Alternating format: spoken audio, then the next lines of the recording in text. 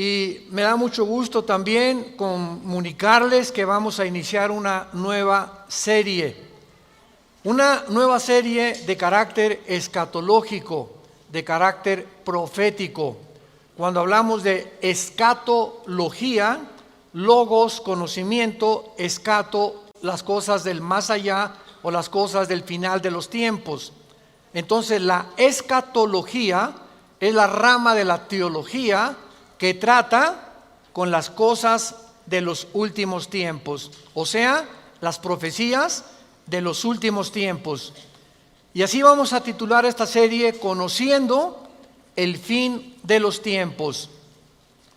No cabe duda, damas y caballeros y santos de Dios, que estamos rodeados hoy, más que nunca, de un sinnúmero de eventos políticos, filosóficos, climatológicos, religiosos, amenazadores.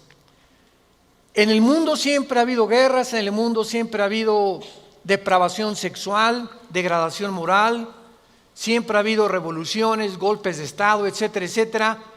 Pero nunca todas estas situaciones u eventos habían convergido como en el momento en que nos encontramos actualmente.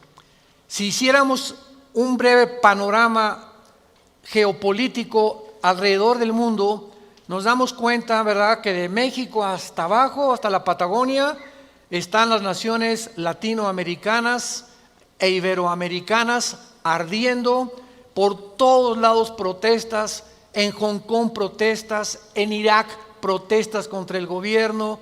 Es en Estados Unidos un clima que se está viviendo de demasiada tensión, donde quieren destituir a un presidente, etcétera, etcétera. El Medio Oriente ni se diga, continúa con el conflicto aumentando acerca de quién controla el petróleo, quién controla el Golfo Pérsico. Estados Unidos abandona a los kurdos, que es el grupo étnico entre Siria y Turquía, que defendieron a Estados Unidos durante la guerra del Golfo Pérsico.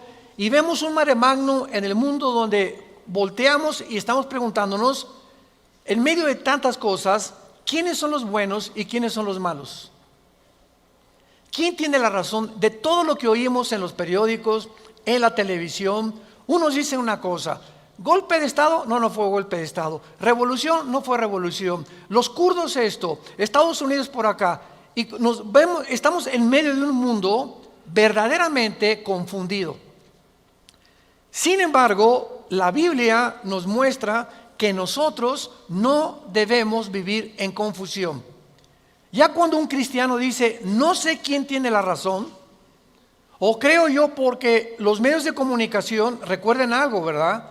Los medios de comunicación, televisiones, radios, etcétera, etcétera, muchas veces tergiversan, las noticias de tal manera que llegan a manipularnos y hacernos creer lo que ellos creen. Entonces, dependiendo quién está detrás de los medios de comunicación, qué ideologías o qué filosofías o quiénes son los dueños de CNN o de BBC News o de Fox News, etcétera, etcétera, o en México, dependiendo quién se encuentra detrás, es la clase de mensaje que envían. Y cuando nosotros oímos en Fox News una cosa que contradice CNN otra cosa, y otros periódicos de México dicen una cosa, y otro periódico dice otra cosa, llegamos a preguntarnos, ¿quién dice la verdad? ¿No es verdad? Realmente, ¿quién dice la verdad?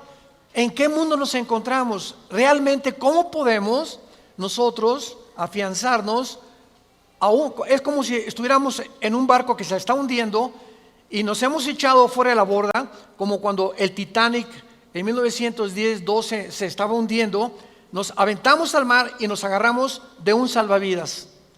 Y ahorita así está el mundo. Estamos tratando de buscar un salvavidas, algo que nos dé seguridad, algo que ya no produzca tanta tensión en nuestras vidas, tanta angustia, porque el mundo vive angustiado. Hay demasiada ansiedad. La enfermedad número 1 que la Clínica Mayo en Rochester y el Hospital Hopkins en Estados Unidos que son las dos clínicas médicas más respetadas que hay en el mundo en cuanto a evaluaciones y a sugerencias médicas, coincidieron hace algunos años en que el factor común denominador o la causa número uno, escúcheme con mucho cuidado, este es un dato que viene de clínicas médicas, no cristianas. La causa número uno de las enfermedades mentales y físicas del ser humano en el siglo XXI es el estrés. El estrés es un estado de angustia, un estado de tensión, de ansiedad interna que no te deja vivir y que te hace que estés enojado contra el gobierno, enojado con tu papá, con tus hijos, etcétera, etcétera. Ves a toda la gente con recelo, no confías de nadie, te vuelves amargado, te vuelves amargada. Y es el estado interno al que el ser humano está llegando porque hay demasiados conflictos en el mundo, demasiadas noticias. Estamos oyendo con el iPhone qué pasó en Irak, qué pasó en el Medio Oriente, qué pasó por acá, mis amigos, mis amigas, y llega un momento en que el ser humano ya no tiene paz. Ayer en el Congreso de Pastores que tuvimos en México, llegaron una familia a consultarme. Él es pastor, su esposa lo acompaña hace mucho tiempo, y me dice: Armando, quiero decirte una cosa. Tenemos un programa de televisión en Sudamérica y un programa de radio. Y el otro día estaba radiando unas noticias, me dice la esposa, y ¿sabes una cosa? Que de repente se me olvidó todo. Entré en un estado de amnesia en el que ya no sabía ni quién era yo. Algo me pasó en las neuronas de mi cerebro que se me fueron todas las ideas. Y duré como 1 o 2 días. Mi esposo asustadísimo, ¿qué me habrá pasado? No fue un golpe, no tuve un trauma y se me fueron todas las ideas. Inmediatamente le contesté y le dije: eres una mujer demasiado estresada. Y hay una autora inglesa que les recomiendo, ahorita mi esposa está devorando todos sus libros, que se llama Carolina Leaf, L-E-A-F, Leaf. Esta autora inglesa es neuróloga, pero es cristiana, y está haciendo los últimos descubrimientos del cerebro, de las neuronas, de la manera como afecta el estrés. Y en ese momento, cuando tú estás demasiado estresado y tienes demasiadas presiones, y los niños, y el esposo, y el falta de trabajo, y el buen fin, o lo que tú quieras mencionar, algo le pasa.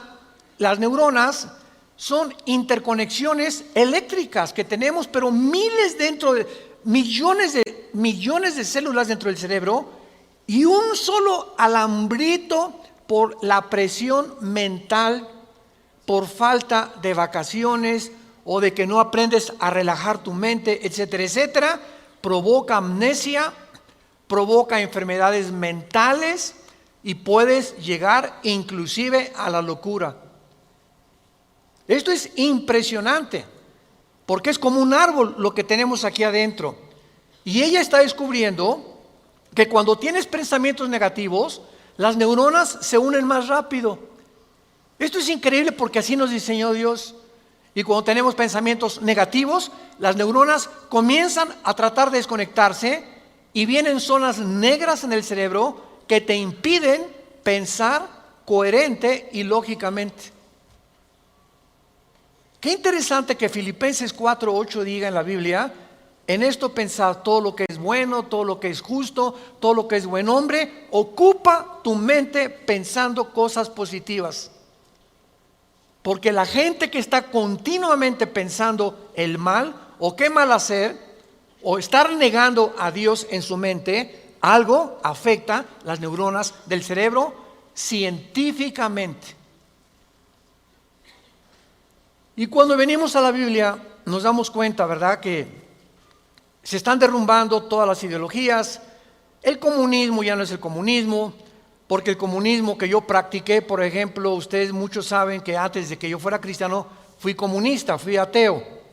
A los 12 años me decepcioné de la religión que nos inculcaron y llegué a negar a Dios. Las religiones son un engaño, todas quieren explotar a la gente. Estos eran mis pensamientos. Tenía el Che Guevara arriba de mi cuarto con un póster inmenso de él, y Marx y Engels y Lenin, etcétera, etcétera. Y para mí ese era mi mundo y era lo que yo creía era la respuesta, un sistema ideológico para poder cambiar la sociedad. Sin embargo, cuando descubrí, ¿verdad?, que este sistema era completamente contradictorio, como se demostró en 1990, que cayó el comunismo en Europa, cuando Mikhail Gorbachev confesó que era una ideología. Para que seas comunista, número 1, tienes que ser ateo. Escúchame con mucho cuidado. Número 2, tienes que ser darwiniano. O sea, tienes que creer que al morir no hay nada. Que vas a la tierra y que no hay Dios y ahí acabó. No hay otra vida, no hay mundo espiritual, no hay ninguna otra dimensión. Número 3, tienes que ser humanista, no humanitario, humanista. O sea, tienes que creer que el hombre tiene las respuestas para sus problemas. Ese es el humanismo. Cuando creemos que nosotros podemos resolver la pobreza, las injusticias, etcétera, etcétera. Que es la historia del fracaso de la Liga de las Naciones, las Naciones Unidas, la OTAN, la OEA, llámale como quieras. El hombre es incapaz de resolver los problemas que van más allá de nuestra capacidad para resolverlos. Ese es el humanismo. Entonces, si no hay esta plataforma, no eres comunista, es una mentira. Y ahora los últimos comunistas o los últimos demócratas o los últimos que han tratado de implementar diferentes sistemas de pensamiento, se dan cuenta que están ya mezclando una ideología, comunismo con democracia, con capitalismo, porque no ha funcionado. Porque es la confusión a la que hemos llegado. Y como dijo don Teofilito, en México ni lo podremos alcanzar jamás. Porque no hay ningún sistema de gobierno perfecto. Decía Winston Churchill, entre los sistemas de gobierno, el mejorcito es la democracia, pero no es perfecta tampoco. ¿Por qué? Porque somos seres humanos que necesitamos a Dios. Necesitamos a Dios. Necesitamos una guía, necesitamos un manual, necesitamos una luz. Y por eso el mundo está perdido completamente. Me decía el otro día un piloto que es vecino de la casa de ustedes donde vivimos, de American Airlines, me decía: Armando, le digo, oye, cuando tú vas en el avión allá a 10,000 metros, 10 kilómetros arriba de la superficie de la Tierra, 33,000 pies, 35,000 pies, ¿cómo le haces para saber si no vas para acá o no vas para acá, o vas subiendo o vas bajando? Porque la cabina del piloto es pues muy poquita, nada más ve lo que está enfrente. Me dice: Armando, sería imposible que nosotros piloteáramos sin instrumentos. Los instrumentos nos muestran claramente la dirección que vamos a llevar, a qué altura estamos, etcétera, etcétera. Sin instrumentos, un capitán de un barco en medio del océano no sabría cuál es el norte, el sur o a dónde irse si no tuviera una brújula. Y así nosotros no sabemos a dónde ir si no tenemos instrumentos, si no tenemos un mapa que nos ha dejado Dios, que se llama las Sagradas Escrituras. Y haríamos bien en estar atentos a este libro como una antorcha que alumbra en lugar oscuro, hasta que el lucero de la mañana salga en nuestros corazones. Vamos pues a abordar este tema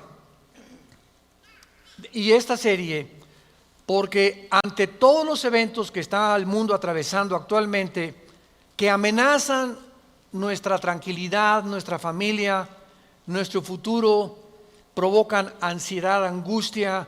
¿Qué pasa si pierdo el trabajo? ¿Qué pasa si el peso pierde más valor ante el dólar? Si cae el petróleo, si viene un gobierno en México, o si viene una guerra nuclear. Todas estas cosas producen ansiedad, producen incertidumbre, producen intranquilidad. Y Dios no quiere que vivamos así.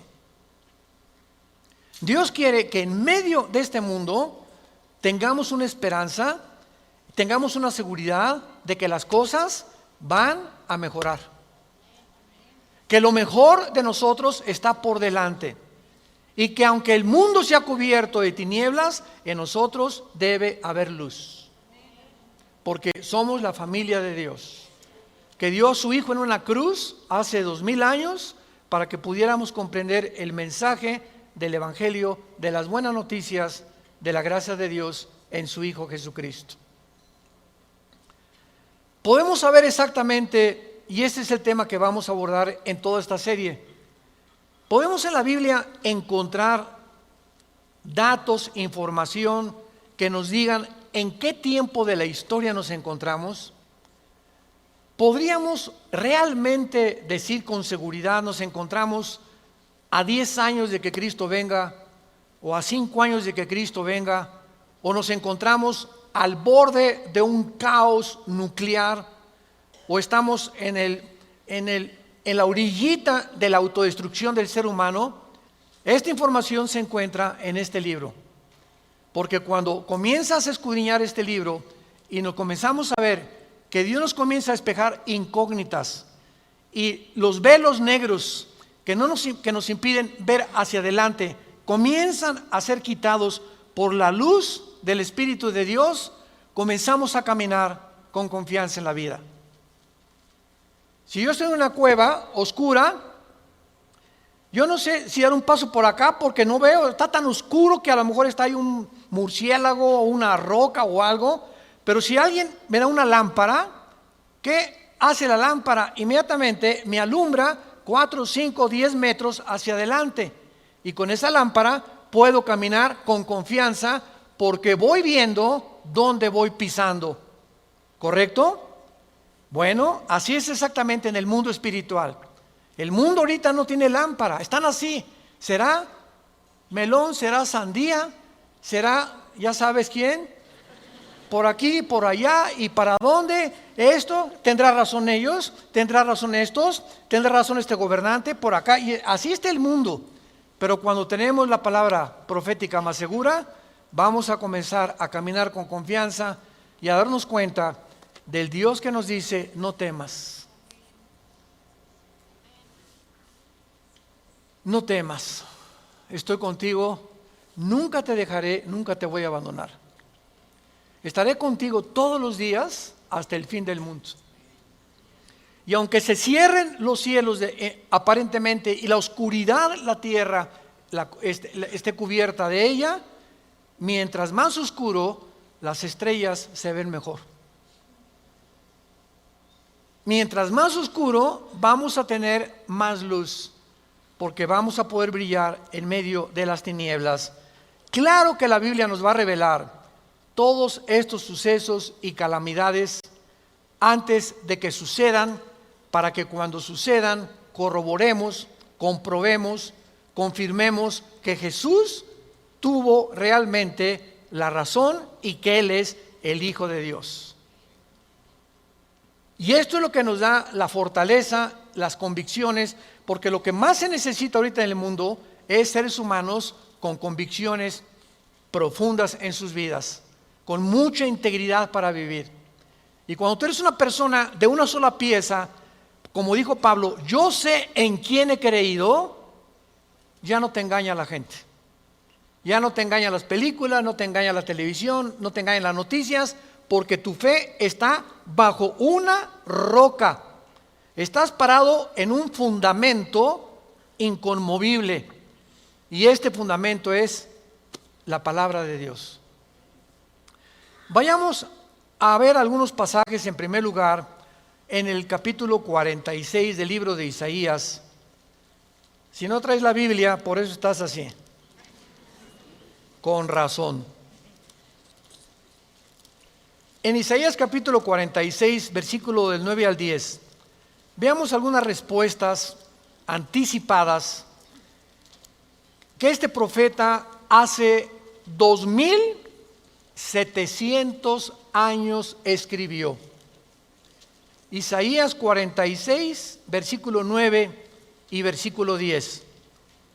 Dice Dios: acuérdense de las cosas pasadas desde los tiempos antiguos, porque yo soy Dios y no hay otro Dios, y nada hay semejante a mí, que anuncio lo porvenir desde el principio y desde la antigüedad, lo que aún no era hecho, que digo, mi consejo permanecerá y haré todo lo que quiero.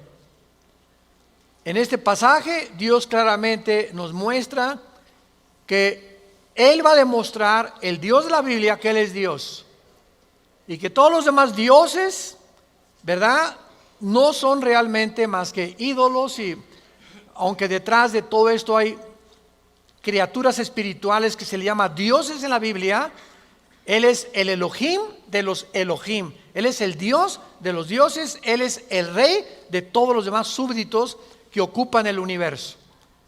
Y que Él nos va a anunciar lo que va a venir para que sepamos algo. Lo que Dios dice va a permanecer.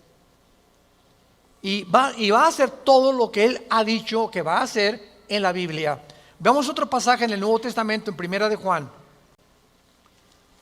Antes del Apocalipsis está Primera de Juan, para que no andes por el Éxodo. En Primera de Juan, capítulo 4, versículos 5 al 6, el apóstol, el último de los apóstoles de Jesucristo, que murió a los 93, 92 años de edad, fue el último que murió de ellos, escribe, Primera de Juan 4, del 5 al 6, ellos son del mundo. Siga con cuidado esta lectura. Ellos son del mundo, por eso hablan del mundo, y el mundo los oye. Nosotros somos de Dios. El que conoce a Dios nos oye. El que no es de Dios no nos oye. En esto conocemos el espíritu de verdad y el espíritu de error. Tú prendes el radio y dices, ¿qué quiero oír? La charrita del cuadrante. Bueno, porque eso es lo que quieres oír. Pero al mismo tiempo tu aparatito de tu radio tiene ondas y tiene FM, tiene AM y tiene como 50 estaciones más que tú puedes oír. En el FM 91.3, 1440, etcétera, etcétera, ¿verdad? Pero tú sintonizas lo que tú quieres oír. El mundo espiritual que nos rodea, ahorita aquí cerca de nosotros, todas estas ondas radiales y de video y de televisión están pasando junto a nosotros, pero ese aparatito las capta, son invisibles. Y el hecho que no las veamos no implica que no existen, porque aquí están junto a nosotros. Pero ese aparatito lo prendo y capta esa onda que yo quiero, o hay otra banda más chica, o hay otra más grande, pero capta, repito, la estación que tú quieres bajar del mundo invisible. Y así pasa en el mundo espiritual. ¿A quién quieres oír? ¿A Buda? ¿A Marx? ¿A Che Guevara? ¿A Lenin? ¿A los brujos? ¿A los astrólogos? ¿A quién estás sintonizando en tu mente? Ellos son del mundo. Si tú eres del mundo, vas a oír a los líderes del mundo, a los religiosos, a los brujos, a los que te han prometido que tienen alguna verdad. Y por eso tu vida está como está. Pero si tú quieres sintonizar la frecuencia de Cristo, entona a Cristo en la Biblia. Entonces, por la forma y a quienes oímos, podemos confirmar si somos o no somos hijos de Dios. El que es de Dios, oye a Jesús. Mis ovejas, Juan 10, oyen mi voz y me siguen, y yo les doy la vida eterna. Y no oirán la voz del falso pastor. Y aquí se trata de tu destino eterno, de tu familia, de tu matrimonio, de tus hijos. Tienes que aprender a discernir la voz de Jesús. En medio de tantas voces en la televisión, en los programas, en los radios, en libros que hay que nos rodean por todos lados, ¿a quién estás oyendo? ¿A quién estás leyendo? ¿Qué tipo de lectura tienes? ¿Qué tipo de actividades tienes para saber si tú eres y tienes el espíritu de verdad o tienes el espíritu de error? Muy bien. En la Biblia tenemos tres principales fuentes de información de las profecías bíblicas. Esto es bien importante. Hay tres fuentes de información en la Biblia que vamos rápidamente a verlas, que nos muestran la fase final de la historia humana en tres pasajes de la Biblia y que nos vienen realmente a confirmar en qué época nos encontramos. Estas tres son, en primer lugar, el Sermón del Monte de Jesús, que se encuentra en Mateo 24, Marcos 13 y Lucas 21. ¿Cuál es el Sermón del Monte?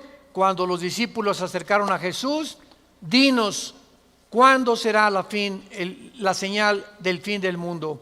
¿Cuándo serán estas cosas y cuándo será la señal de que tú vas a regresar?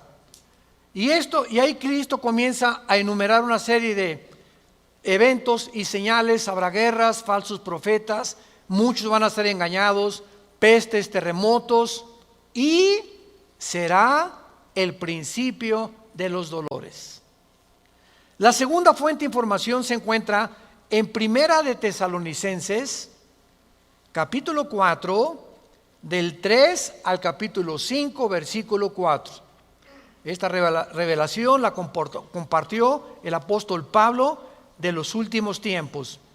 Y la tercera revelación acerca de los últimos tiempos la encontramos en el libro del Apocalipsis, del capítulo 5 al capítulo 19. En estos capítulos se encuentra claramente todo lo que la planeta Tierra y la humanidad va a atravesar. Ahora, muy bien, cuando estudiamos estos pasajes, podemos concluir que efectivamente vendrán tiempos difíciles al mundo, sorpresivos y amenazadores, que es de lo que hemos estado hablando en los últimos 10-15 minutos. Nadie puede negar que vivimos en un mundo conflictivo, amenazador, que ha llenado al mundo, a los seres humanos, de ansiedad, de intranquilidad, de falta de paz, de suicidios, de mejor me quito la vida, o me emborracho, o me drogo. ¿Por qué los jóvenes se drogan? Pues porque es una forma de evadir la realidad. La realidad para muchos jóvenes es tan negro y tan negro lo que se ve en el mundo, que ya no quieren o no creen que pueden atravesar esa cortina oscura, no creen que hay una luz detrás, y se enfrentan a un mundo que parece que se los está comiendo, tragando, y prefieren salir de este mundo. Los que se drogan, ¿por qué se drogan? Los que se emborrachan, ¿por qué se emborrachan? Porque la realidad es tan cruda que no la quieren enfrentar en sus 5 sentidos. Entonces, detrás de cada persona drogadicta, alcohólica, etcétera, etcétera, se encuentra un conflicto interno espiritual. Porque como en el área forense, cuando tú estudias, yo recuerdo que hubo una época en mi vida que comencé a estudiar criminología, dactiloscopía y balística. Quería ser detective, imagínense. Siempre me ha gustado la investigación. Y me dio unos meses por meterme y compré libros, etcétera, etcétera. Y siempre cuando en esa área te involucras, los detectives o los investigadores siempre están buscando el motivo por el cual alguien le quitó la vida a la otra persona. Porque siempre hay un motivo del que cometió fraude, el motivo de por qué mató a su mamá, el motivo por qué abandonó a su esposa. Siempre detrás de cada acción hay un motivo. Y cuando descubrimos el motivo, nos ayuda a poder tener una pieza del rompecabezas más clara para poder averiguar o decidir quién fue el asesino o quién fue el ladrón o quién se encuentra detrás de eso. Y cuando nosotros vemos esto, ¿verdad?, que el motivo por el cual la gente hace lo que hace en el mundo, nos damos cuenta que el mundo está espiritualmente muriéndose. Y nosotros tenemos la medicina. Qué triste que tengas compañeros en tu escuela que estén tan confundidos, que no les has hablado jamás de Cristo, que tengas amigos que haces negocios con ellos, que tengas un taller de carpintería, de plomería, eres mecánico o abogado en tu bufete o un médico, y la gente a tu alrededor, vemos a la gente, caras vemos y están llorando por dentro, están deshechos por dentro. Que si esa hermanita, la enfermera que diga, ay hermanita doctora, ¿cómo está? Muy buenos días, ¿verdad? Y te encierras con ella y te pones enfrente de ella, te puede olvidar, se quitan esa máscara que están usando y caen en una expresión de llanto, de angustia que están escondiendo, poniéndose una máscara de aparente felicidad. Y así las personas que tú ves, no es cierto que son lo que estás viendo. Detrás de cada persona se encuentra un drama. Se encuentran problemas más allá de lo que podemos imaginarnos. Así que nosotros tenemos la respuesta y la medicina, qué estamos haciendo con ella, y vamos a dar cuentas en la otra vida de todas las cosas que nunca cumplimos en la palabra de Dios al compartir el mensaje de Jesucristo.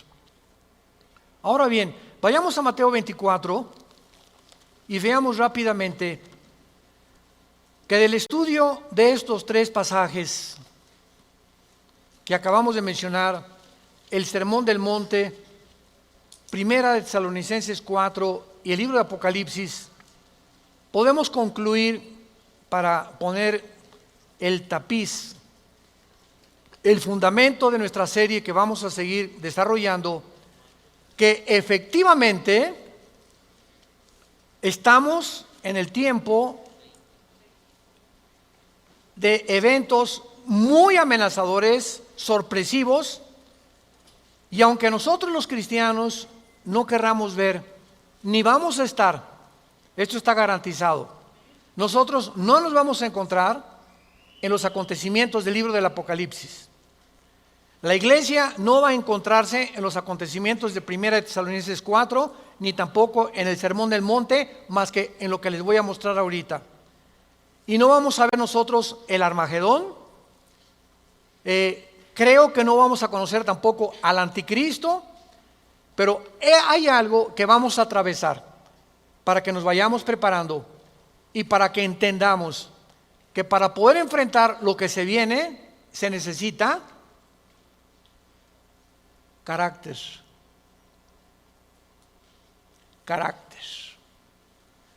¿Qué es el carácter? Es la formación interna que el Espíritu Santo nos quiere dar, donde estableces fundamentos y convicciones inconmovibles en tu vida. He decidido hacer esto, lo haces. Puntualidad, responsabilidad. Una persona, un cristiano irresponsable, tiene mucho que trabajar con su carácter. Un cristiano que siempre llega tarde a todos lados, tiene que trabajar mucho con su carácter. Decía hace algunos años, cuando Henry Ford hizo el primer carro modelo T, 1904, corría como 25 kilómetros por hora.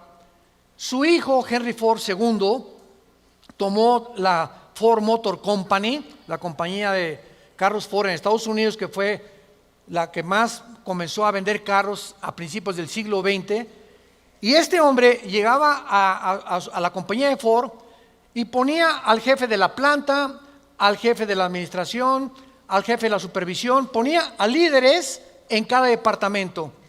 Y él llegaba cada 2 o 3 meses, y si ese líder no hacía que funcionara la planta que él le había dado, lo corría. Dice, un líder, decía Henry Ford II, es la persona que hace que las cosas sucedan. Y si tú estás al frente de una responsabilidad y no cambias la situación, o no cambias la manera de pensar de los hombres o de tus soldados que tienes bajo tu responsabilidad, tú no eres líder. Entonces, qué importante es que la Biblia dice que todos nosotros debemos ser líderes. Y si somos líderes, tenemos que hacer cambiar las cosas de alguna manera. Vas a hacer cambiar a tu amigo y vas a hacer cambiar a tu amiga y vas a hacer cambiar a tus amigos de la escuela, hasta a tus maestros los vas a confrontar algún día. Discúlpeme, maestro, con el respeto que se merece, no venimos del chango. La evolución es una teoría que está completamente destituida desde que descubrieron el ADN en 1954. Por favor, actualícese más, maestro. Entonces, cuando comenzamos a entender eso, es cuando comenzamos a comprender que este mundo, dice la Biblia, la mayoría serán engañados. Los mismos escogidos serán engañados porque hay millones de cristianos sin carácter, flojos, irresponsables, impuntuales, sin falta de integridad. A nadie le hablan de Cristo, no comparten las buenas nuevas, no tienen convicciones profundas que los hacen ser gigantes, guerreros de Dios. Dice Mateo capítulo 24 en el Sermón del Monte el Señor Jesucristo, porque se acercan los discípulos para hacerle preguntas, versículo 3, Señor, dinos, vean las 3 preguntas que le hacen hace 2000 años. 1, ¿cuándo serán estas cosas? Querían saber el tiempo los discípulos. 2, ¿qué señal habrá de tu venida? O sea, ¿habrá alguna señal que podamos percibir de que tú ya vienes al mundo? Y 3, ¿y hay alguna señal de que el mundo se va a acabar? De estas 3 preguntas, Cristo comienza a contestar algunas. Por ejemplo, la señal de su venida está hasta el versículo 29 y 30, cuando el sol se oscurecerá, la luna se pondrá, etcétera, etcétera. Y esa es la señal de la venida de Cristo, que no vamos a estar aquí nosotros, porque primero es el arrebatamiento y van a pasar 7 años de la tribulación y viene Jesucristo en la segunda venida, y los que estén en la segunda venida, que se hayan convertido en la persecución del anticristo, van a saber que cuando vengan estas señales cósmicas en el cielo, Cristo aparecerá en las nubes junto con nosotros, porque regresaremos con Él. Pero lo que me interesa compartirles es el versículo 6 en adelante, que es lo que nos atañe a la generación que estamos viviendo. Oirán de guerras y rumores de guerras. Miren que no se turben, porque es necesario que todo esto acontezca, pero aún no es el fin. Porque se levantará nación contra nación y reino contra reino, y habrá pestes y hambres y terremotos en diferentes lugares. Muy bien, si leemos solamente el versículo 6, oirán de guerras y rumores de guerras, toda la historia han sido esto, ¿no es verdad? Desde que Caín asesinó a Abel, desde que Caín asesinó a su hermano Abel, toda la historia, de acuerdo, lo quieres apuntar, al Instituto para la Investigación para la Paz, en Suecia, Estocolmo, dictaminaron que de los 6,000 años aproximadamente de historia que tenemos, de 6,000 años, solamente ha habido 25 años de paz. La historia humana es una historia de guerras, guerras, guerras, guerras, guerras, guerras. En 6,000 años, 25 años de paz. O sea, siempre ha habido conflictos, revoluciones, golpes de Estado. Es la historia de nosotros. Pero entonces ahí podríamos quedar confundidos. Oye, Señor, ¿de qué estás hablando? Siempre ha habido guerras. Versículo 7, Él lo explica. Porque se levantará nación contra nación y reino contra reino.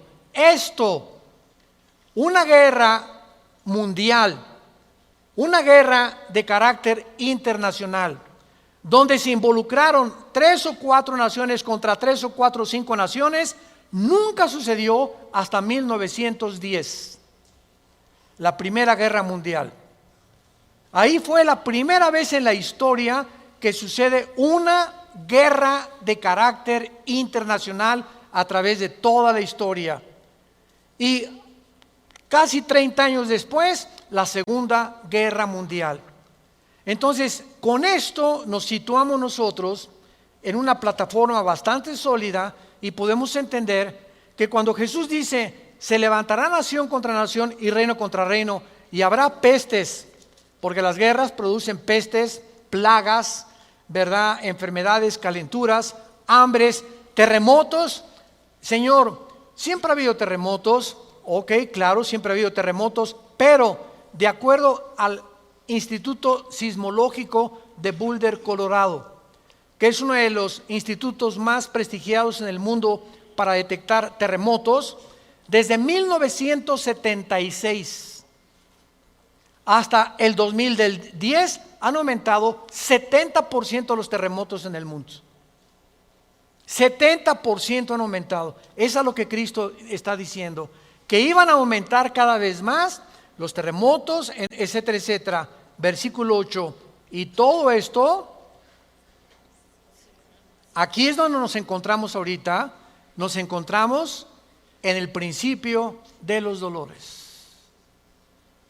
Nos encontramos en un mundo donde el matrimonio ya está dejando de existir.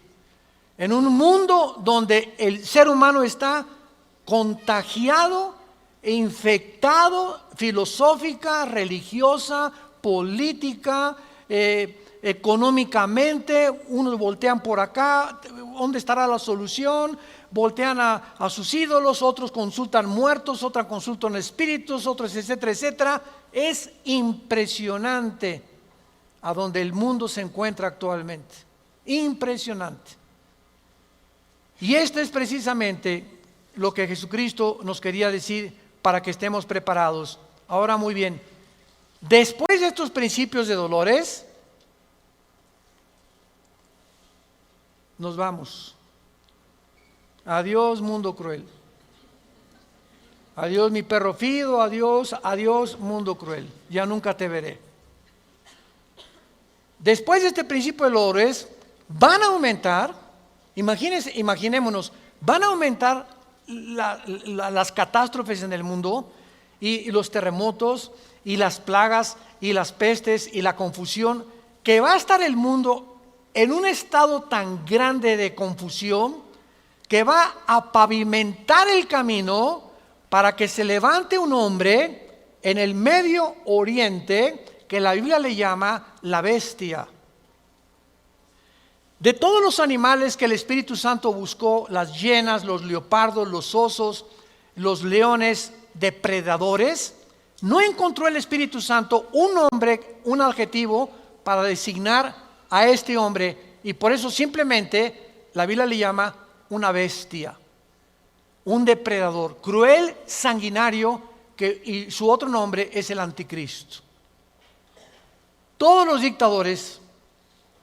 dictadores, síganme con cuidado, de la historia, todos han surgido de un mundo caótico. El caldo de cultivo para producir un dictador es que la situación se encuentre aparentemente sin solución. Corrupción, oscuridad, etcétera, etcétera. Y en medio de esto surgen hombres prometiendo mejorar las cosas. Hitler entró democráticamente. Stalin entró democráticamente. Saddam Hussein entró democráticamente. No es verdad que entren a través de un golpe de Estado los líderes, la mayoría entran a través del pueblo, pero una vez que el pueblo los levanta, a ver quién los quita. Y en medio de esto es cuando el mundo va a ver en Europa, que va a estar una oscuridad total en Europa. Ahorita la salida de Inglaterra de la Unión Europea, el Brexit famoso. Ahorita en Europa ya no existe, damas y caballeros, santos de Dios. Las únicas dos naciones que sobreviven en Europa es Alemania y Francia. España, Portugal, Grecia e Italia están hundidas económicamente, sin dinero para poder levantarse. Y no hay ninguna esperanza para estas naciones. Había el Fondo Monetario Internacional que lo estaba manejando Alemania, se les acabó el dinero ya. Y Francia está ayudando un poquito a Alemania. Y gracias a Dios que en Alemania la ministra Angela Merkel es cristiana. En todo el mundo es la única líder que sus padres fueron pastores, y ella dijo en enero de este año: Europa tiene que regresar a Dios. Entonces Alemania está sobreviviendo, Inglaterra se está yendo sin los impuestos que le pagan las naciones a la Comunidad Europea o a la Unión Europea, ya no va a haber forma de sostener una Unión Europea, que era el sueño de los europeos después de la Segunda Guerra Mundial. Y está el campo preparado para que surja el hombre, la bestia, el anticristo, el hijo de perdición, que la Biblia profetiza que se va a levantar y va a traer soluciones al mundo, va a resolver problemas de la pobreza, de la economía, de la política, ideologías, y el mundo se va a asombrar porque este hombre no va a ser un hombre normal. Va a ser un hombre poseído por un principado satánico. Lo hemos visto en otras conferencias en el libro del Apocalipsis. Ya no nos da tiempo para eso. Pero va a ser un hombre que va a hacer milagros sobrenaturales. Y va a tener a un compadre que en Apocalipsis 13 se le llama el falso profeta. Que va a ser, fíjense, un líder religioso unido a un líder político. El líder político, el anticristo, va a usar a un líder religioso para que el líder religioso convenza al mundo de ponerse la marca el 666. Y cuando el líder religioso convenza al mundo y haga milagros, este líder religioso, el anticristo lo va a matar. Y va a deshacer la ciudad de donde salga el líder religioso, y el anticristo, a la mitad de los 3 años y medio, va a proclamarse. Según Tesalonicenses capítulo 2, del 3 al 4, se va a proclamar que Él es Dios. Va a entrar al templo judío, va a violar el templo judío y va a hacer que el mundo lo adore como Dios. Pero, ¿será eso posible? ¿Que pueda llegar la humanidad a tal grado de adorar a un hombre como Dios? La historia nos enseña que el hombre no aprende la historia. ¿Se acuerdan de esa frase? Y el que no conoce la historia está condenado a repetirla. ¿Qué pasó con los césares romanos? Los césares romanos mandaron a la gente que los adoraran como dioses. Y los césares romanos se erigieron como dioses. Calígula mata a su familia. Nerón tenía de amante a un niño de 10 años. Era una depravación impresionante. Cuenta la historia que cuando un emperador romano estaba en el Coliseo, cuando vayan a Roma, vayan al Coliseo, es impresionante ver el Coliseo romano. Todavía en el Coliseo romano, cuando vayan a Roma, las manchas de la sangre de hace 2000 años, de los mártires que mataron los leones y quemaron vivos y que arrastraron, ahí están todavía las manchas de la sangre que las han mantenido. Bueno, pues cuenta la historia, ¿verdad?, que estaba el César en un coliseo, en el Coliseo romano, y entonces todo el mundo se tenía que hincar y decirle: salve César. Y un hombre se quedó parado, que aparece en Apocalipsis con el nombre de Antipas. Y entonces se quedó parado y el César le dijo a un centurión: ve por favor y ve que es esclavo, ¿por qué no se hinca? Y el centurión romano fue con Antipas. Le dijo: Antipas, tienes que hincarte porque si no te van a matar. Y entonces y además le dijo el centurión: te van a matar y ¿no ves que todo el mundo está contra ti? ¿No ves que tú eres el único?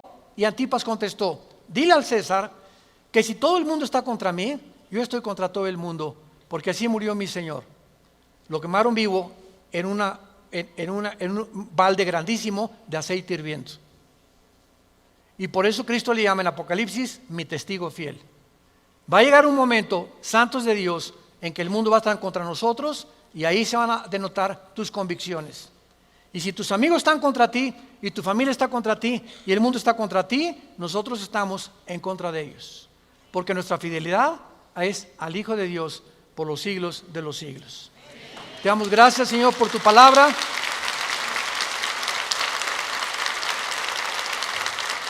Bendito sea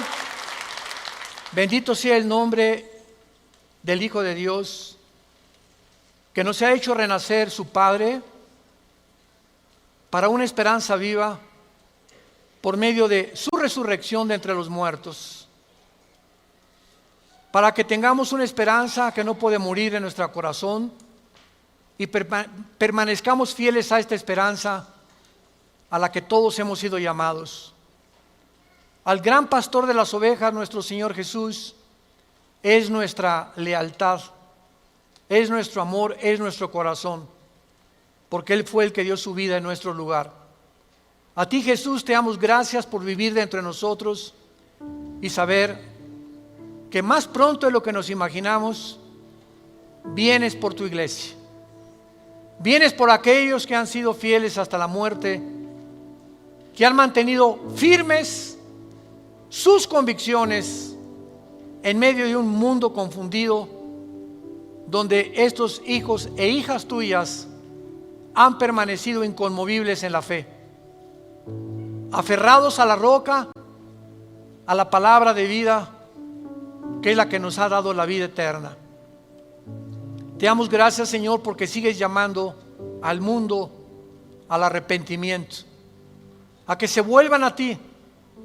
No somos dioses, somos seres humanos, agentes morales, débiles, vulnerables, irresponsables de todas nuestras acciones, pensamientos y palabras. Y daremos cuenta algún día, después de nuestra muerte, de todo lo que hicimos mientras estábamos en este cuerpo que es temporal. Un cuerpo sujeto a la corrupción, pero dentro de nosotros el alma y el espíritu vivirá eternamente.